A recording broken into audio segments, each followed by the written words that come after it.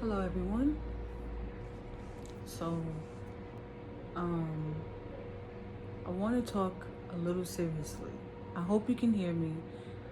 I'm really not feeling well, but I'm gonna make a video, and it's gonna be a transparent, serious video. I am currently dealing with depression. Those of you who know me know that I've been dealing with this for years, and that it's not easy being down, feeling this way, and then having other things come in and completely mess up the mix. So I feel down, and then it has nothing to do with quarantine. It has something a little to do with what's going on in the world, but it's not as bad as the internal things that I'm going through, like my physical disease. So 10 years ago, in March, I was diagnosed with a disease called Devic disease. Devic disease, DEVIC, is a disease where my body is attacking me. First, I went blind in my right eye, and I gained that back after steroid treatment. I ended up losing my ability to walk. I gained that back with steroid treatment as IVIG and the whole host of other medications. And I went through a lot. My main issue is mobility. So at some points, my mobility is really, really bad. Where multiple sclerosis patients have lesions in their brain, some in their spine. Most commonly in their brain, I have a lesion in my spine. And it grows. And the issue I'm having today is I am dizzy, but it's a different type of dizzy. See, it feels like a sinus dizzy, because before I was diagnosed with this disease, I didn't have bad allergies. I didn't have bad sinus issues, but after I developed them, I'm more susceptible to being sick and catching cancer. I feel like catching cancer because it's not in my family. So I take immunosuppressants, which leave me wide open for other issues and problems, and I can get diabetes faster now, I can get cancer, I can get HIV AIDS, I can get the common cold, I can get COVID, and die from it.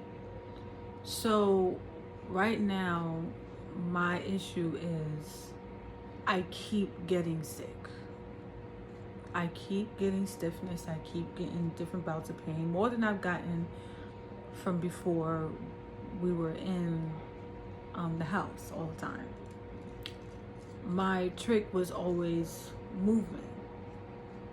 I don't have a large apartment, so it's not like I can go running. And with being outside, I was just staying inside, trying to be safe. And not saying that I'm not going to stay inside. I actually enjoy being inside. And I was inside all the time before. Only thing was, I was working at night, so I still had movement. And the movement that I had wasn't just walking around the park. I was a bartender. So I'm used to moving up and down steps and moving and taking care of customers. I had to carry heavy things all the time. And that was helping me stay as healthy as I can be. Not saying I didn't have pain. There were days where I couldn't go to work because that was just it. It was nothing I could do about it. Finding a job is hard for me because I have to factor in my disease. Another name for it is NMO, neuromyelitis optica. I have to factor in my disease in everything I do. So if someone says, like, I want to move. I live in New York. I want to move out of New York. If I move out of New York, I have to find a place near somewhere. And I'm saying near, because even if you have a car, I don't have a car, but if I get a car, even if I have a car, I may not be able to drive. So I need to be near people that I know that can help me, and I need to be near treatment. So with me being sick, it causes me to have more issues than I bargained for. And some of those issues are getting a job. And those are the regular things. You know, I'm not talking about my body issues, because I still have those, and I'm going to have those. But just outside of my body, getting a job, going outside, enjoying other people's company,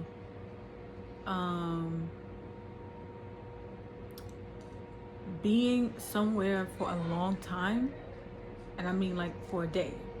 Like, let's say we're going out and you're like, we're gonna go to this party. Not saying that's reality of now, but we're gonna go to a party and there are no seats.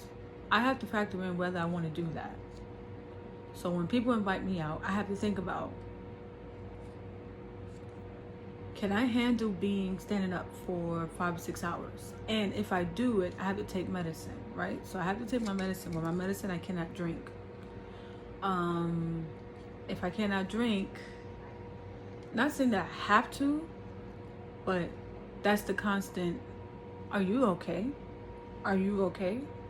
And it's like, everybody doesn't know I'm sick.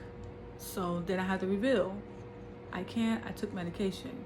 Now, people don't ask questions, they assume. They make a lot of assumptions. So someone thought I was on medication for my mental illness. And I'm like, no, I'm on medication for this disease. And I tell them what the disease is, and they're like, huh? I don't know many people that do research. I have one friend and my mom that when they found out about what I had, they went and did research. If it wasn't for my mom, I don't know where it would be. Okay? And my best friend, she went out, did the research, and she found she adjusted to my lifestyle. She adjusted to my new way of living. And that's why we are still friends to this day, because there's not many people that will do that type of extensive research. And it's not easy being this sick, and it's not even easy for me right now. This light is killing me, but it does make me look great. But it's not easy. That's why I keep looking down, because looking up is kind of hurting. I also got vertigo, and vertigo is caused because of my disease. So the medicine they give us, I forgot the name of it, begins with an M. It does not work. You know, my mom be like, did you take it properly? And I'm like, yes, I did. But it doesn't work. It doesn't work on me. So that's one issue that I have. But, you know, what can you do? I'm here 34 years old. I got diagnosed when I was 24. Throughout the years, I've gotten a lot worse from the first time I got diagnosed. But it's been 10 years, and it could have been worse, because other people that I know, a lot of people that I know are not alive today. Some died before I'm in a support group for my disease, and some of us have died. A lot of us have died before COVID, and then we lost a few during COVID, which brought up more fears, because when you have an underlying disease, especially one as mine, when you have an autoimmune disease, you're more susceptible to countless other diseases that could just take you out like that. So I'm going to try to keep myself healthy, but I'm going to have days where I'm going to be really down, really sick. And I do try to stay happy, and I do try to keep going and keep prospering and keep building other people up. That's the support I can give to all of you, is I can be as positive as I can be, because that's all I can be. Someone told me, and when I was diagnosed, it was like, oh, the reason why you're sick is because you're not positive. And I was like, but I was positive. Like, I really enjoyed being me. I really enjoyed having my daughter. At the time, I was with her father, my husband. I was happy. I was, we went through a little stuff, but for the most part, I was fine, Then I found out that my disease was stress-induced, and the more stress I take on, the sicker I get. I didn't get a handle on my stress until like 3 years ago. 3 years ago, I started experimenting. Well, they're out there arguing. I don't know if you can hear it, but they argue. Anyway,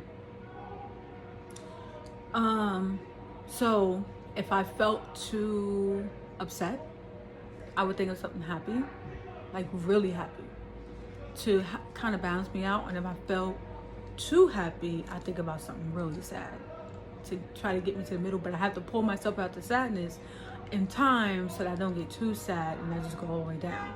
Because the too highs and the too lows is just too much. So I have to maintain a mellow attitude. So for a little while, people thought I didn't care about them. But it wasn't that I didn't care. I had to protect myself from taking on your emotions, because I'm like an empath. I feel what other people feel. I'm crying with other people, and I'm feeling what they feel. I'm angry when you're angry, and I can't do that because with my disease, I'll die. And I don't want to die because I was feeling everything everyone else was feeling, and my life was just fine, I was going through a lot. I was in the shelter, and me and my daughter was in there, and I was scared, and I was just like, what do I do? What do I do?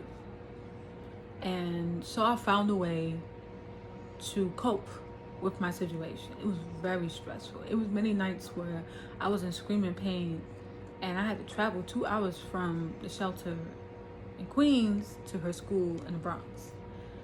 And it was just like, I still make sacrifices because she did take the bus to school, but there was an after school program and there was no busing.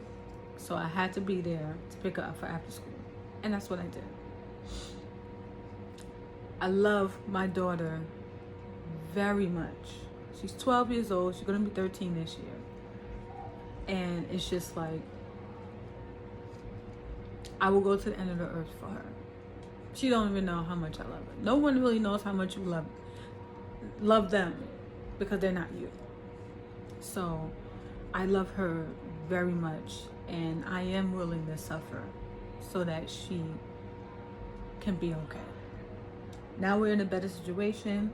And what happened with me sometimes is when I'm going through a lot of stress and I'm suppressing it, it comes back after it's all over. Like whatever the stressor was at that point is over. I went through 2 years of stress. 2 years. So all of that is, it's catching up.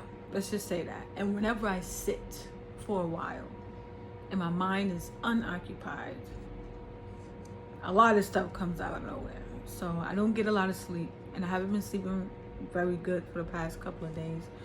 And it's not healthy because it causes me to become more aggressive, more angry, and more depressed.